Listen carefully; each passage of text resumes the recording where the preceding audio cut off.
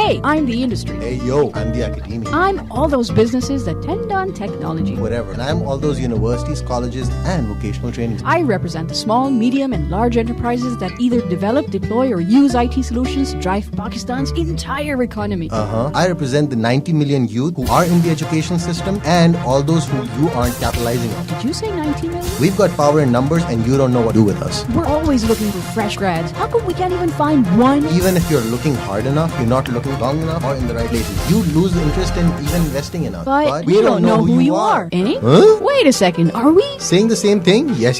Campus Conversations. Bridging the gap. Log on to www.ciopakistan.com for more details.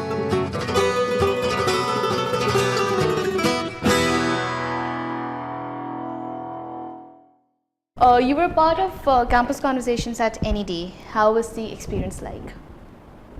It was good. It was eye-opening. It was, just some of the perspective that students have. It's very genuine. When you sort of tend to forget when you go on to the professional life, you sort of tend to forget how did you think when you were a student. Without sort of generalizing it, the vision is a bit myopic as well. They're not thinking too far ahead. They're thinking of securing a job. They want a decent job. They want a good job. At the same time, they don't realize the modalities of what exactly people are looking for in the market. Some do, so I'm not generalizing it. We saw some great talent there. There was no question or no doubt about that. We had, I think we had a good discussion. I think they were very open, which I really liked. I don't think they were hesitating in asking or openly asking questions that circles in their head. Right. So do you think they were smart kids with some really valid questions and some really valid opinions about what industry is looking for and what they want for their future? I think they were smart kids, yes. I think they had valid questions. Yeah, all questions are valid in my opinion at their stage. Did they have a very valid perspective? Probably not. I don't blame them for it, but I think what they were under the impression was that this is what my university is. This is the market rate that I should be getting because my instructors and my colleagues my alumni have told me so, and this is what I'm going to do. And I will have a very broader perspective from the first day. I think businesses today in this competitive environment look for that and beyond. Your skills plus your capability as a teamwork. I think I said it at that time as well. How do you gel well with the team? That's important. How do you your capability and ability to work together? Your hard work, but is it synchronized hard work? Can you juggle multiple balls at the same time, even if you're a new hire or a new grad? So the last point is something that they had to come closer to reality, but then that was the whole point of Campus Conversations. Right. So when students, when they graduate, the industry basically complains that these kids, they don't have much experience. The students say that when they were studying, they did not get an opportunity to work at certain organizations or they didn't get a chance to intern. What do you think, where will the solution come from? How will the students work when they graduate then? It's a century-old question. I asked the same question when I was graduating back in the mid-90s from in US. Very similar question. But you know what? You have to plan ahead as a student. That's important. I think students here sort of realize, I'm sure they really try hard to get into an internship program and whatnot, but then you can actually start to do things on your own. When you have projects that you're doing, senior projects that you're doing, you can add on more stuff to it and create a portfolio, and then it's always a competitive advantage when you go on to a prospect or a possible employee and say, look, I've already done this. What about, how do you want to, can I tell you more about it? Can I use this to do something at your workplace? Typically, at least from my personal opinion, 80% of the resumes that I get, if it's the same class that they graduate, the class of XYZ year that they're graduating, they have the same projects listed down. The format of the resume is exactly the same. There is nothing that distinctifies them. Some people were able to get internships, so they write internship, but they write very little about their internship. They write more about the classes that they've taken. It should be the other way around. Everyone knows exactly what classes they've taken. They could just mention the names of the classes, but elaborate as to what did they do for those 6 weeks, 2 months. It's important for me because that distinguishes that person. And if you're not getting an internship, because I realize that, I'm not going to talk about, every company should open ideas for internship. We had committed at that time, we had opened as well. We had gotten about 10 interns since then from multiple universities, not from just one. I am in the process of creating a co-op program with our function as well, because that works out well for us, because it's not temporary, it's consistent for a small number of hours across the year. However, having said that, from a student perspective, if I'm trying really hard and I'm not able to get an internship, what am I doing to actually expand my canvas on my own? Right. How am I keeping myself busy during that time? If I am a computer science student, did I start a portal? Did I start an application on my own and actually, started to create a proof of concept? And that concept is something then I can actually talk about with somebody else. I think that is important. I think the initiative of कि जी कोई दे नहीं रहा internship तो हमें मिल नहीं रही तो हम कुछ कर नहीं रहे तो जॉब नहीं मिल रही. आपने खुद अपने पेरिफेरलिया में क्या किया? आपके पास कैंपस की मशीनरी अवेलेबल थी, आपके पास up to a certain extent books and teachers भी अवेलेबल थे, और आपके पास जो अपना इनिशिएटिव अवेलेबल होना चाहिए खुद, जो आप खुद क्रिएट करेंगे. सेल्फ क्रिएटिंग कमोडिटी है ना, कि मैं इस कॉन्सेप्ट को लेके चलूंगा, अगर इंटर्नशिप नहीं भी मिली तो मैं इस कॉन्सेप्ट को बनाता रहूँगा. मैंने 8 हफ्ते इस चीज़ पे लगाने. I don't really see that happening, and I'm not saying that, once again, there are some students who are actually doing that, and if people who would do that, I guarantee you that would be a distinctifying factor when somebody is coming in and talking to me. So what you mean to say is that once when you're studying, I mean, everyone studies the same course, but what can actually distinguish you from others would be the experience that you have and the projects that you've taken and the way you've tried to achieve those projects and your goals. Right, and the personal initiative that you've taken as part of your own interest of learning something and creating a prototype of something. Right. If you're a mechanical engineer, create a prototype of something that you could show to others, look, I've done this on my own. And would the companies be willing to deploy that in their organizations, knowing that the kid is just an undergrad? I'll tell you, if it solves a real life problem, the companies would be willing to cater to listening to a student and say, okay, fine, why don't you come down and help us out in whatever fashion. I'm not saying that prototype would be ready for production use, but even the students know that, and they shouldn't be disheartened about it. But if the concept is good enough, and it could be a software concept, it could be a mechanical concept, it could be a hardware concept, if the concept is good enough and the student has the right drive in them, yeah, why not? Companies are always looking for innovation, especially if it enables them to save cost or increase efficiency. These are the two things. Right? You mentioned co-ops right now, and this is one thing that you had also promised when you were there at NED for Campus Conversations, that you would try to work on it and try to involve students from universities to come and work while they're studying. Yes. What exactly is a co-op? What is it all about? The features, the duration that the students will have to put in for work and all, if you could share that. The first time I heard about the co-op program when I became a co-op at Unisys back in the mid-90s in US. Effectively or essentially, the co-op program allows you to work beyond the summer vacations and actually work as on a part-time basis every week on a certain project that is allocated to you. The companies then provide you that project and then start to invigilate you. In that case, the earned benefit for the company is that you're not really there for 2 months. If you're there for 2 months, the chances are the companies would not give you something concrete or something that they're really serious about. If you're there for the entire year, even though you're not putting in your entire 100% on it because you have school obligations to fulfill, yet still, as long as they know that you're giving a certain amount of time period every single week throughout the entire year, they'd be far more interested, and they are far more interested to then invest in you and actually give you a project that you can work independently or perhaps with other teammates and start to work. The first time I tried this program was in Pakistan 4 years ago or 3 years ago, where I started to sort of effectively hire interns to do quality assurance for the projects that we were doing for commercial customers and graphic designing work. All right.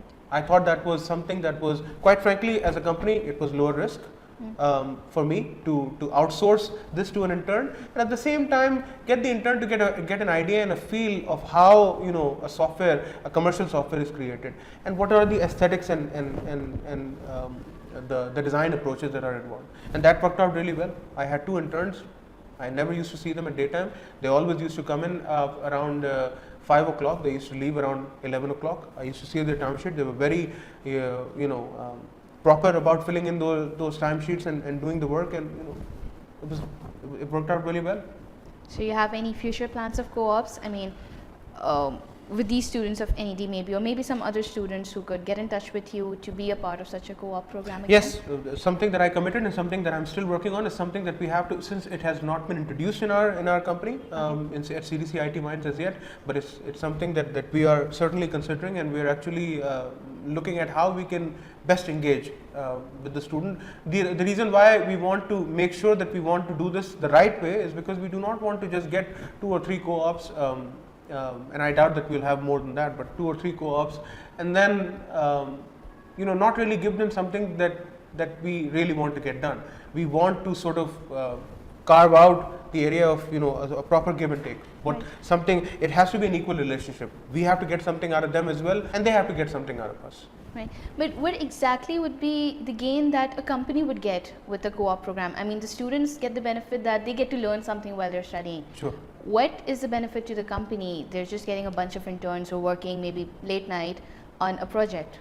Yeah, the best part is that first of all, I would never really assign a very serious project for about 8 to 9 weeks to somebody, because I know that either the project is in flight and I would spend about a week and a half to get that person acclimated with the project. Right. And then by the time the person is ready to perform or he's performing, he would leave, and then I will have to get a full-time employee to transition. Right. The best part about this as a company, what I gain is the person is there throughout the year. All I have to do is carve out chunks and pieces of digestible pieces that person can do on their own, and and have other team members integrate to whatever they're doing. So I have a benefit, right? I do not have to worry about transition in and transition out. I have that person for a long period of time. I can give something that is production sensitive, at least on a development environment, to that person and gain that benefit. Right. So that student would obviously have a benefit of being hired in that organization once when he or she graduates. If the performance is up to parity, it is my natural selection, because my full-time team members would vouch for the fact that this guy has worked with us for about a year. Now he can contribute to us for full time. I think it's so it has higher opportunity, higher weightage as opposed to a 2-month internship or a 9-week internship. So do you think that now other organizations should also start thinking about introducing co-ops programs rather than just a internship program for like 6 weeks or something? Quite frankly, if I were you, I would actually get rid of the internship program altogether. I cannot see, I've been in this industry for a decent period of time.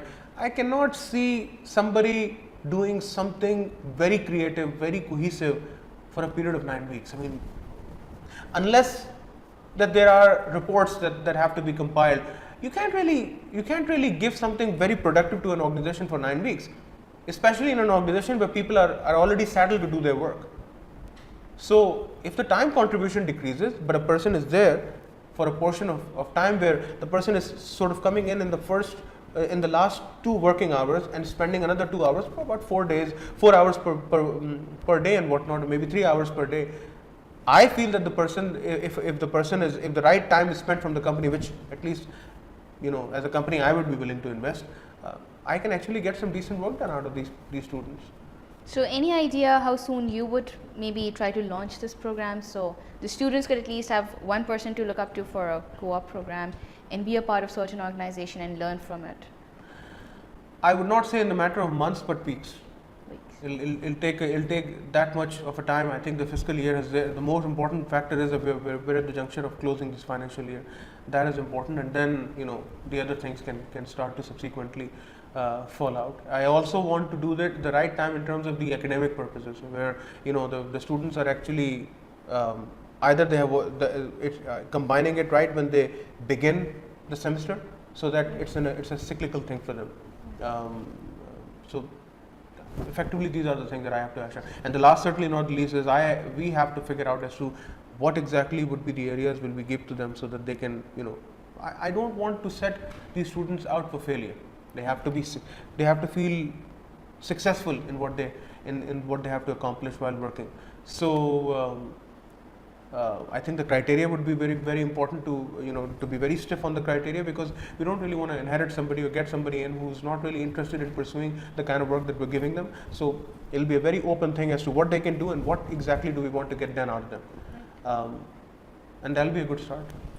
So any final message to the students to tell them that that now is the time that they should actually get serious about their career and think of just not studying but also work at the same time and try to basically chalk down their career map?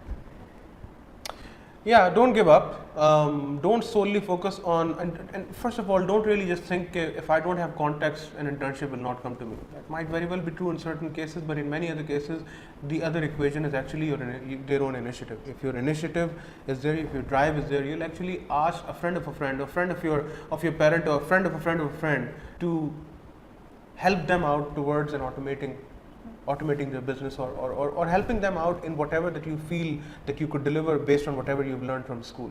So take that drive and actually start to offer your services. It doesn't really matter what money you make. Money is not really important at that time. And I was really glad when we were talking to students in NAD. I don't think they were really concerned about money when it comes to internship. They just wanted to learn. Well, then you can't really sit idle and say, well, I've applied at 16 places and no internship is coming. Approach a friend of a friend and say, how about if I help you in this? I'll do this, I'll spend my time on it and see if it starts to deliver good results. For that, they have to keep abreast of whatever that is happening in the real world. They don't really have to subscribe to expensive magazines. They have to keep at it with all the right level of information that is thrown to us every single day on the internet. Internet is like one of the best options. There's so many newsletters you can subscribe to, and you keep getting them in your it's not the same. It's not the same where people like us. Back when I went to college, I had to go to the library to read those magazines and realize exactly what's happening in my field of study. It's far different now. You have a lot of information, and I think that is precisely the problem. A lot of information is flowing, and I think students probably get into the hype of, if there is so much information that is coming on towards them, and I'm sure there's a lot of pressure towards internships and education and whatnot, they sort of give up very easily in terms of saying, well, I applied at 16 places, I didn't get in, and now summer is almost over. I'm sure there is, in all our circle of influence, there is one small business owner who might even be running a laundry service, who's probably writing manual receipts. If they can approach that person and have that person accommodate a single PC for them and write a simple piece of software that can help them towards, generating, or maybe making a website for them, or whatever it is, that's the personal initiative that I'm talking about. If you do this, you're guaranteed to learn. So you've got nothing to lose, because at the end of the day, if you don't get an internship, you do something for X, Y, and Z, you can claim it in your resume, you've learned something, and that carries forward and makes you a little bit more distinctive as opposed to somebody who didn't try at all. So I think gone are the days when the kids used to die to get into big organizations for just a 4-week internship. Now we can actually start things on our own and put that as an experience. Absolutely. Look, when a business is interviewing you, and I said it again, I said it at NED as well. When a business is interviewing you and I am a business manager, what I am seeing is how much value can I get out of you? How much money can I make off of you? So it all comes down to that. And if you can successfully show the drive that you have been able to effectively use your time wisely, to me, I feel that I can then effectively make money off of you. It's as simple as that. Thank you so much for coming today, sir. It was a pleasure to have you over.